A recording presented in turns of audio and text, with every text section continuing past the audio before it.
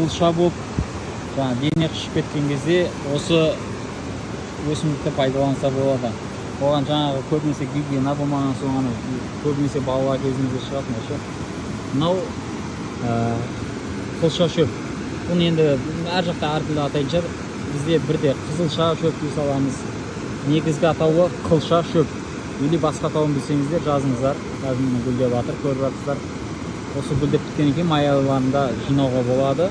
Именно осыны жұлып алып, жаңа дайындау рецептін айтайын. Осыны жұлып алып, кесіп алдым, мынаншадан. Сөйтіп қайнатасыздар. Қайнаған кезде бұл өзі қызарады. Сөйтіп сол қызарғанда жуынасыздар. Сонда бір күн, 2 күн жуынсаңыздар, уже сол қызылша кетіп қалады полностью. Солай, бұл да бір халық емі.